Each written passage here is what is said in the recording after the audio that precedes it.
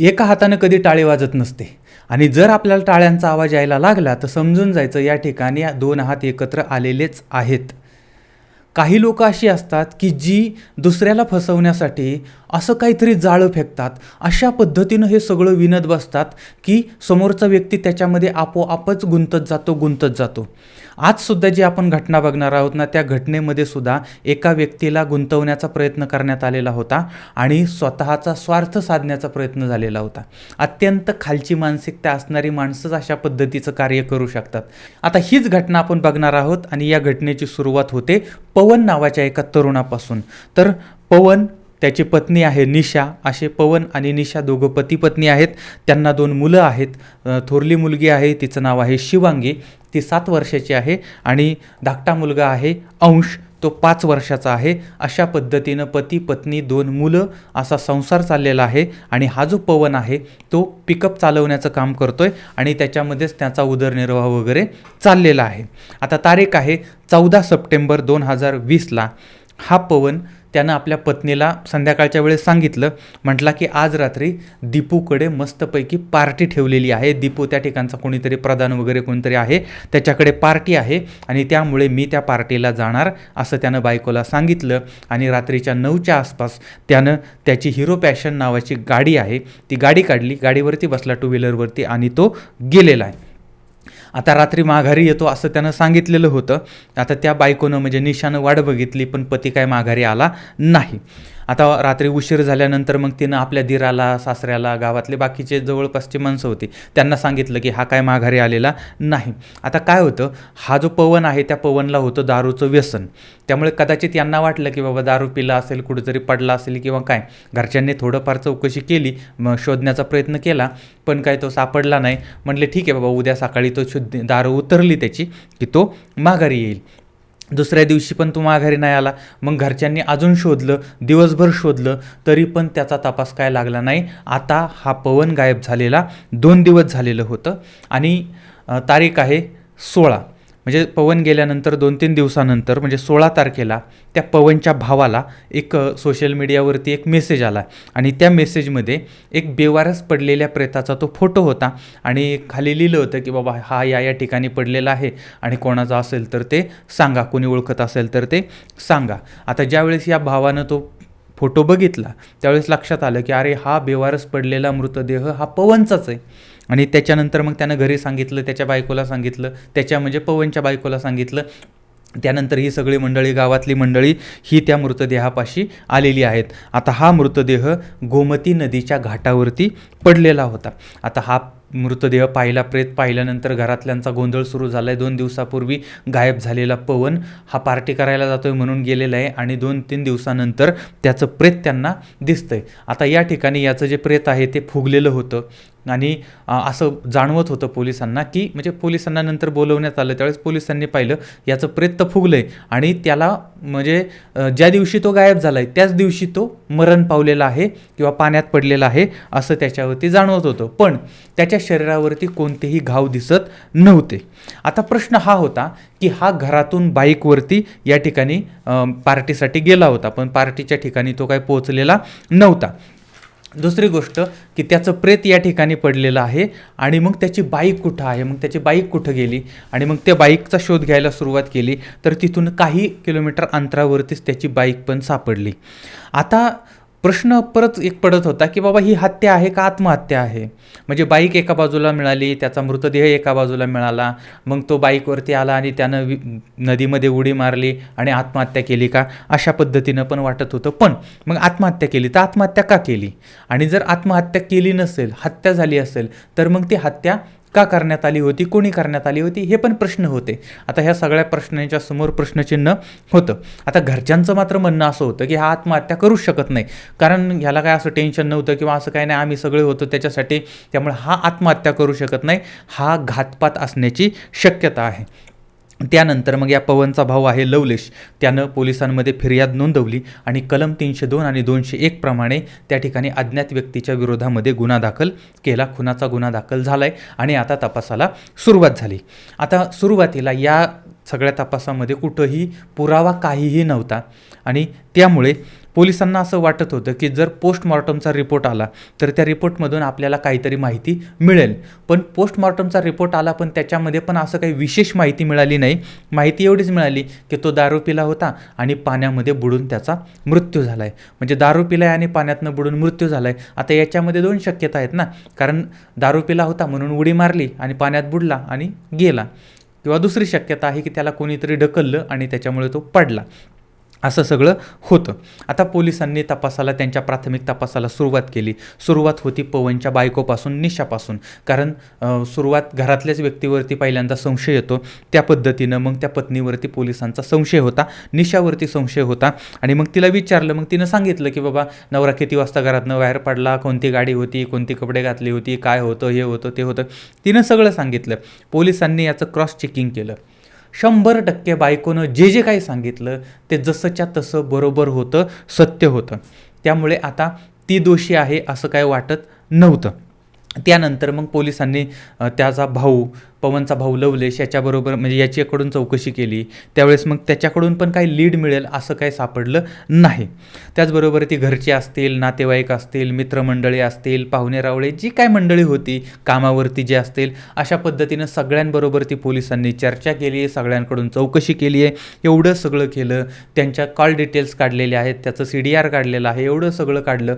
पण लीड मात्र कोणती मिळत नव्हती. कोणताही पुरावा पोलिसांना सापडत नव्हता.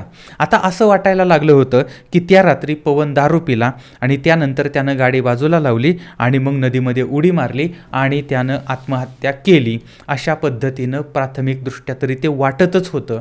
कारण एवढं सगळं शोधूनसुद्धा, किंवा एवढं पुरावे शोधूनसुद्धा, एवढ्या लोकांशी बोलूनसुद्धा, एवढ्या तपास करूनसुद्धा त्याचा काय कोणताही छोटासा क्लूसुद्धा मिळत नव्हता.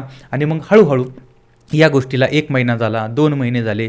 तपास थोडासा गरम होता, तो 1 महिन्यानंतर थोडा थंड झाला, मग 2 महिन्यांनी अजून थंड झाला, 3 महिन्यांनी पार थंड झाला, 4 महिन्यांनी पार म्हणजे फारच थंड झाला आणि 5 महिन्यानंतर मात्र अचानकपणे हा तपास असा गरम झाला. त्याचं कारण होतं 7 फेब्रुवारी 2021ला पोलिसांनी अजय सिंह उर्फ बबलू नावाच्या एका व्यक्तीला अटक केली होती टिकाराम मंदिरापासून. आता त्याला अटक केल्यानंतर पोलिसांनी तपासाला सुरुवात केली आणि पोलिसांनी त्याला विचारलं, त्या बबलूला म्हणजे त्या अजयला विचारलं, म्हणले अजय तू त्याचा खून का केला? आता अजयला कळानं. अजय त्यांना सांगतो, म्हणतो सर माझं आणि पवनचा कोणताच वाद नाही आहे, माझं आणि पवनचं काय भांडण नाही आहे, काही नाही आहे. उलट त्या पवनला मी मदत केली, त्या पवनचं लग्न मी ठरवलं आहे, त्या पवनला काय हवं नको ते सगळं मी बघितलं, त्या पवनला त्याला परदेशामध्ये जायचं होतं त्याच्यासाठी मदत करायला मी पुढं आलो, त्याला जेवढं सगळं त्यांना मदत केली साहेब. आणि तुम्ही म्हणताय की मी पवनला मारले आणि पवनला का मारले म्हणून सांग, मी त्याला का मारू? त्यावेळेस पोलिसांनी सांगितलं, म्हणले बाळा हे बघ, आम्ही जवळजवळ 5 महिने या गोष्टीचा तपास करतोय, आम्ही त्या खुनी शोधण्याचा प्रयत्न करतोय. आता 5 महिने काय आम्ही गोट्या खेळत नव्हतो, आम्ही पुरावे जमा करत होतो, आम्ही या सगळ्या गोष्टींची लिंक जुळवत होतो आणि तुझी सगळी कुंडली आम्ही काढलेली आहे. ज्या गोष्टी तुला पण तुझ्या माहीत नसतील त्या पण गोष्टी आम्ही तुझ्या काढलेल्या आहेत. आणि आम्हाला ना म्हणजे गाया म्हशींची तर धार सगळेच काढतात, पण गाया म्हशींसकट बैलांची पण धार कशी काढायची हे आमच्याकडचं तंत्र आहे, ते आम्हाला माहिती आहे. त्यामुळे जर तू कबूल केलं तर ठीक आहे, जर कबूल नाही केलं तर आमच्या पद्धतीनं आम्ही तुझी बरोबर धार काढू. पोलिसांनी त्याला अगदी प्रेमानं समजून सांगितलं. आता हे असंच बोलणं झालं असेल असं नाही बरं काय, आपण आता स्टोरीसाठी म्हणून संवाद वापरतोय. तर अशा पद्धतीनं पोलीस त्यांच्याबरोबर ती बोललेले आहेत. मग म्हणले सांग बाबा चल आता काय नक्की विषय झाला ते सांग. आणि त्याच्यानंतर मग आता पोलिसांनी याची चांगली खातरजमा केलेली आहे, चौकशी तपासणी उलट तपासणी सगळं झालं आणि त्यानंतर मात्र त्यानं बोलायला सुरुवात केली. आणि मग एक फसफसलेली अशा पद्धतीनं फसलेली एक स्टोरी समोर आली होती. आणि ती अशी स्टोरी होती ज्याच्यामध्ये प्रेम होतं, ज्याच्यामध्ये राग होता, ज्याच्यामध्ये घृणा होती, ज्याच्यामध्ये षडयंत्र होतं, ज्याच्यामध्ये हत्या होती, ज्याच्यामध्ये अफेअर होतं, ज्याच्यामध्ये सर्व काही होतं. ती घटना आता समोर आलेली आहे. तर बाराबंकी हा जिल्हा आहे, त्या ठिकाणचा सुबेहा हा जो भाग आहे त्या भागामध्ये ताला नुकरुद्दीन नावाचं एक गाव आहे. तर या गावामध्ये मानसिंग नावाचे एक शेतकरी राहत आहेत. या शेतकऱ्याला 3 मुली आहेत आणि 1 मुलगा आहे. त्या मुलाचं नाव आहे अजय सिंह. म्हणजे अजय सिंह हा धाकटा मुलगा आणि त्याच्या 3 मोठ्या बहिणी आहेत. आता या अजय सिंगचं शिक्षण पूर्ण झालेलं आहे आणि आता तो शेती करतो आहे. तर या अजयची थोरली बहीण आहे, ती बहीण भिकरा गावामध्ये दिलेली आहे. तर त्या थोरल्या बहिणीचा दीर आहे, बघा हे नातेसंबंध तुमच्या नंतर लक्षात येतील. थोरल्या बहिणीचा दीर आहे, त्याचं नाव आहे चंद्रशेखर सिंह. हा चंद्रशेखर सिंह अपंग आहे, पण तो शेती करतो आहे.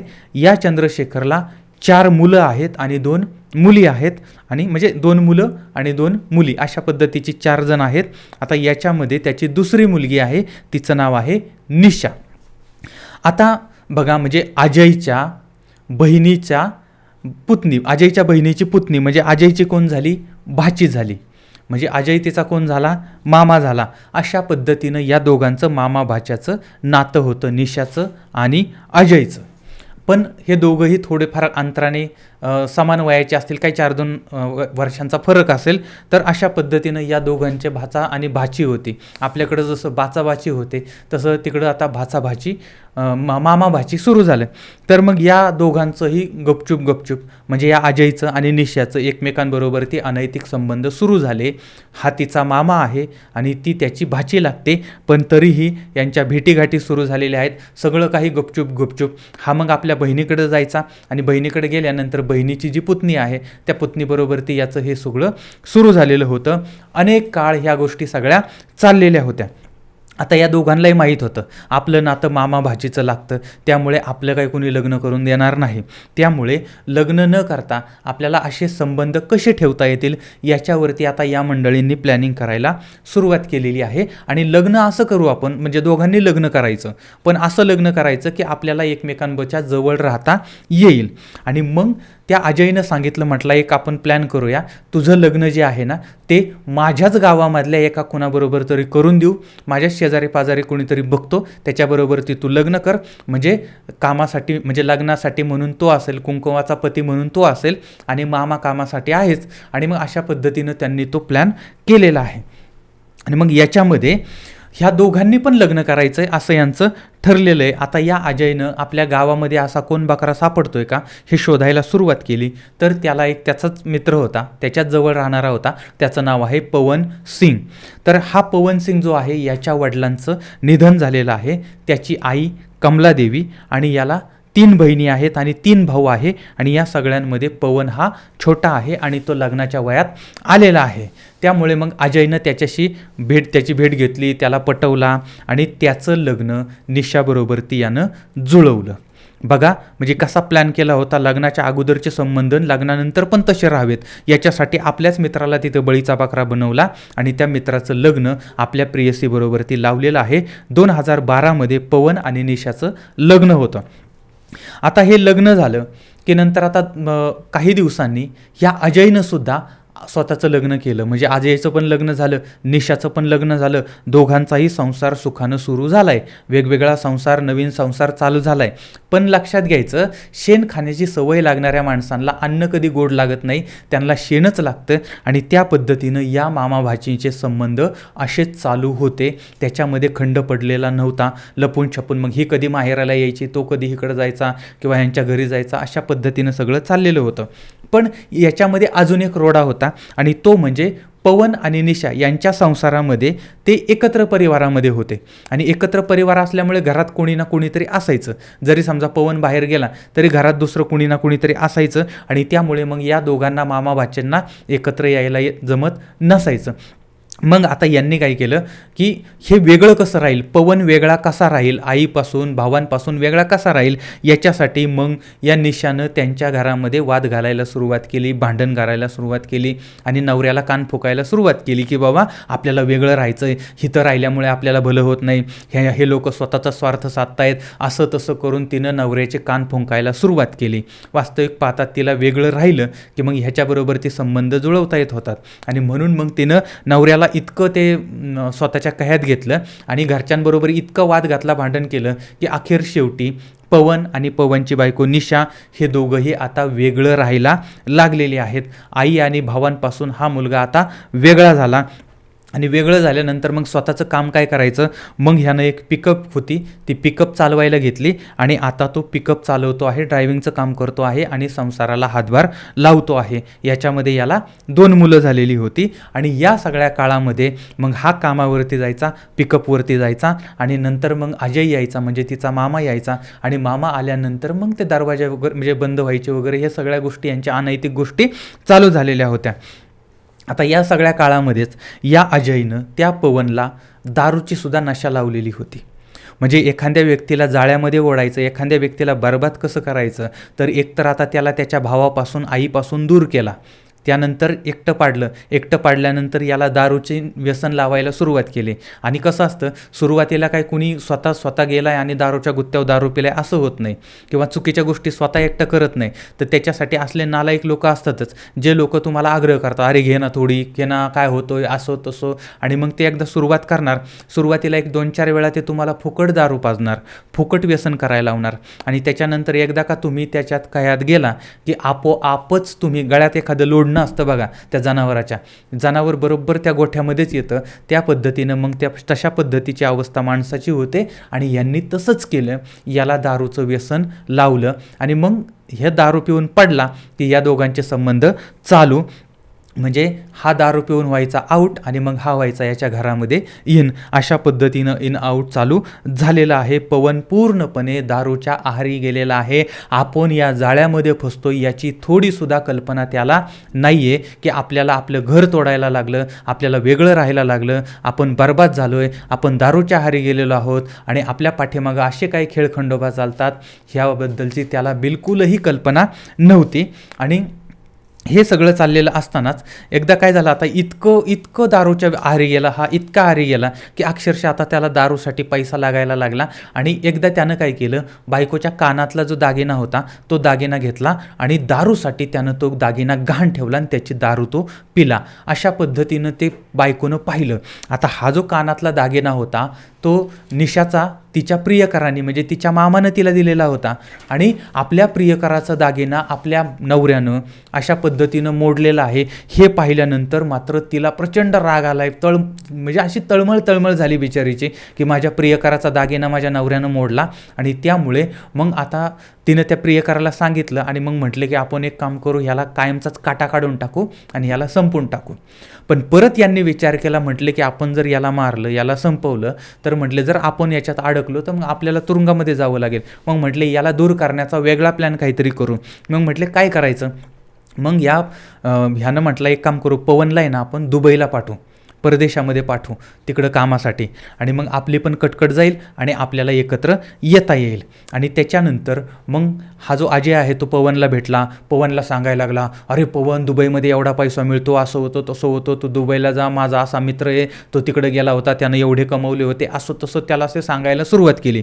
आता हे त्या पवनला पण पटलं की नाही बाबा आपण चला जाऊ, परदेशात जाऊ, 4 पैसे मिळवून. अशा पद्धतीनं त्याला ते वाटायला लागलं. आणि मग त्याला हे पण वाटत होतं की अरे माझा हा मित्र किती चांगला आहे राव, मला किती मदत करतो आहे, माझं लग्न ठरवलं, त्याच्यानंतर हा मला प्रत्येक अडचणीत मदत करतो, मला दारू प्यायला पण पैसे देतो, मला कधी कधी दारू पण पाजतो, त्याच्यानंतर आता मी परदेशात जायचं तर माझ्यासाठी हा व्हिजा आणि पासपोर्टची पण सोय करण्यासाठी धावपळ करतो आहे. म्हणजे मित्र असले पाहिजेत तर असे असले पाहिजेत, सहकारी असले पाहिजेत तर असे असले पाहिजेत. अशा पद्धतीची म्हणजे त्या पवनला वाटत होतं किती तळमळ करतो हा अजय माझ्यासाठी. तर हे सगळं आता त्यानंतर आता ह्याचं पासपोर्ट आणि व्हिजासाठी यांनी ॲप्लिकेशन दाखल केलं. पण लॉकडाऊन वगैरे होतं आणि तिकडं पण जास्त काही येणं जाणं नव्हतं, किंवा ह्या लॉकडाऊनमुळे सगळंच बंद. त्यामुळे त्याचा पासपोर्ट आणि व्हिजा काही तयार झाला नाही. त्यांना काही परदेशात जाता आलं नाही, दुबईला जाता आलं नाही. आता ही दोघं मंडळी एकमेकांना भेटण्यासाठी प्रचंड तळमळत होते, मामा आणि भाची. आणि त्यामुळे मग आता म्हटले एक शेवटचा प्लॅन याचा करायचा, याला कायमचा संपून टाकायचा. आणि मग एक दिवस हा जो अजय आहे तो पवनला भेटला आणि त्या पवनला म्हणजे पूर्ण अगोदर प्लॅन केला यांनी की याला अशा पद्धतीनं संपवायचा की आपल्यावरती शंका आली नाही पाहिजे. आणि मग हा पवनला गपचूप भेटला आणि पवनला सांगितलं, त्या पवनला दारूचं तर व्यसन लागलेलं होतं, त्यामुळे त्याला सांगितलं, म्हटलं पवन हे बघ, उद्याच्याला आहे ना तू माझ्याकडे ये संध्याकाळी 9च्या आसपास.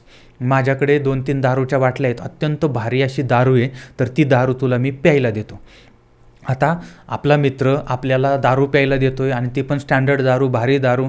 आता हा अगोदरच बेवडा झालेला होता, त्यामुळे मग म्हटला ठीक आहे. पण यानं सांगितलं, अजयनं सांगितलं पवनला, म्हणला तू दारू प्यायला माझ्याकडे येतोयस, पण ही गोष्ट कोणाला सांगायची नाही. जर कुणी विचारलं तर त्याला सांगायचं की मी दीपूकडं पार्टीला चाललो आहे.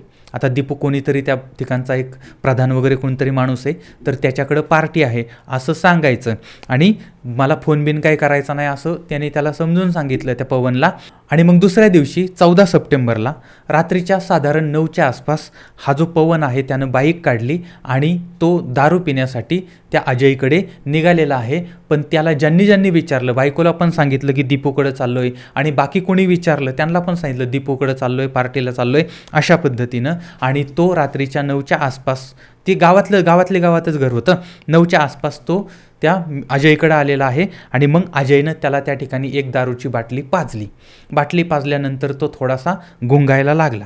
त्यानंतर मग म्हटले आपण एक काम करूया, आता जरा नदीकिनारी फिरून येऊया. आणि मग फिरता मग त्याला त्या नदीच्या घाटावरती घेऊन गेलेला आहे, पुलावरती त्या बाजूला घेऊन गेला. तिथं गेल्यानंतर मग तिथं त्याला 2 बाटल्या पाजल्या. अशा पद्धतीनं त्याला इतकी दारू पाजली की तो पूर्णपणे आता टिंग झालेला आहे, पूर्णपणे गुंगलेला आहे. काय चाललंय त्याला काय कळत नव्हतं, तो काय शुद्धीमध्ये नव्हता. आणि अशा अवस्थेमध्ये मग या अजयनं आपल्या मित्राला त्या नदीमध्ये, त्या गोमती नदीमध्ये फेकून दिला. आणि ऑलरेडी याला काही शुद्ध नव्हती, तो त्या पाण्यात पडला, खाली बुडाला. ह्याने बघितलं तर मग लक्षात आलं की बाबा हा बुडलाय आणि आता काही वरती येण्याची शक्यता नाही, आणि हा बुडून आता आतमध्ये मेलेला आहे हे त्याला कळलं. तिथून मग त्यानं ती गाडी जी आहे ती गाडी टिकाराम मंदिरच्या त्या घाटाच्या आसपास कुठंतरी लावली आणि हा घरी आल्यानंतर मग त्यानं नंतर ती आनंदाची बातमी ही त्याच्या प्रियसीला, म्हणजेच त्याच्या भाचीला, म्हणजेच त्या पवनच्या बायकोला सांगितली होती. आणि मग त्या दोघांनाही आता अत्यानंद झाला की आपल्यामधला सगळ्यात मोठा काटा दूर झालेला आहे. फुल प्लॅन करून त्यांनी त्याला संपवला होता. त्याच्या शरीरावरती कोणतेही निशाण नव्हतं, डाग नव्हते, जखमा नव्हत्या. तोच स्वतः दारू पिलाय आणि त्यानंच उडी मारली असं लोकांना वाटलं पाहिजे. असं सगळं प्लॅन करून हे सगळं केलेलं होतं. जवळजवळ 5 महिने या गोष्टीची या कानाची त्या कानाला माहिती नव्हती. या दोघांनी असं काही प्लॅन केलेला होता, पण तरीही लक्षात घ्या, पोलिसांचा तपास थंडावला असं पोलिसांनी दाखवलं होतं, पण आतून पोलिसांचा सर्व तपास चाललेला होता. आणि अत्यंत शिथापीने 5 महिन्यानंतर पोलिसांनी या दोघांनाही अटक केलेली आहे. आणि आता पोलिसी जी कारवाई आहे ती चालू झालेली आहे. आता ही जी घडलेली घटना आहे ती 100% सत्य आहे. आणि ती घटना म्हणजे त्या सत्य घटनेवरच आधारित मी सांगितलं आहे. उत्तर प्रदेश या ठिकाणचं बाराबंकी आहे आणि त्या परिसरामध्ये हा सगळा प्रकार घडलेला आहे. आता हा जो पवन आहे ज्याचा मृत्यू झाला आहे तो, आणि अजय जो की ज्यानं गेम सगळी केली होती तो, हे दोघंही एकाच गावचे आहेत आणि त्या गावाचं नाव आहे ताला रुकनुद्दीन अशा पद्धतीचं गाव आहे. आणि या पवनचं प्रेत जे आहे ते असंद्रा भागामधल्या नदीमध्ये सापडलेलं होतं. आणि याची बाईक जी आहे ती टिकाराम घाटावरती सापडलेली होती. आणि निशा त्याची पत्नी जी आहे तिचं माहेर आहे भिखरागाव. आणि अशा पद्धतीनं आता हे मामा आणि भाची दोघंही गजाआड गेलेली आहेत. दोघांचाही संसार सुरू होता, लग्न झालेलं होतं, सगळं काही चांगलं होतं. पण असं असतानासुद्धा यांनी स्वतःचा संसार, दोघांनी आपापला संसार मस्तपैकी उद्ध्वस्त करून ठेवला. एवढंच नाही तर त्यांची जी मुलं बाळं आहेत त्यांनासुद्धा यांनी रस्त्यावरती आणून टाकलेलं आहे. त्यांचंसुद्धा आयुष्य यांनी बरबाद केलेलं आहे. आणि आता हे जे 2 प्रेमी जीव आहेत ते आता ढेकणाबरोबर ती हनीमून साजरा करत असतील, संसार साजरा करतील. पण या सगळ्या घटनेमधून आपण काय धडा घ्यायचा? जगामध्ये मी आता सुरुवातीलाच सांगितलं की जगामध्ये कुणीही कोणाला 1 रुपयासुद्धा फुकट देत नाही. कापल्या करंगळीवरती थुंक म्हटलं तर माझी थुंकी वाया जाते. अशा पद्धतीची माणसं या जगामध्ये असताना या ठिकाणी ह्या अजयनं पवनचं लग्न जमवलं आहे, त्याच्यानंतर त्याच्यासाठी एवढं सगळं केलं, त्याला नोकरीचं कामाचं बघत होता, त्याला दारू पाजत होता, एवढं सगळं करत होता. आणि हा पितोय दारू, खातोय पितोय, सगळं हे करतोय. आणि किती चांगला आहे बाबा हा मला किती मदत करतो, हा माझ्या प्रत्येक अडचणीला येतो, हा असं करतो, हा किती चांगला, बघितलं ना किती चांगला आहे. कशा पद्धतीनं त्यानं गेम केली एवढं सगळं. कारण जगामध्ये काही माणसं अशी असतात जी आवळा देतात, आणि कोहळा काढतात. पण जोपर्यंत आपल्याकडून कोहळा जात नाही तोपर्यंत आपल्याला हे कळत नाही. अशा लोकांपासून सावध राहा. पुन्हा भेटूया उद्या रात्री 8:30 वाजता.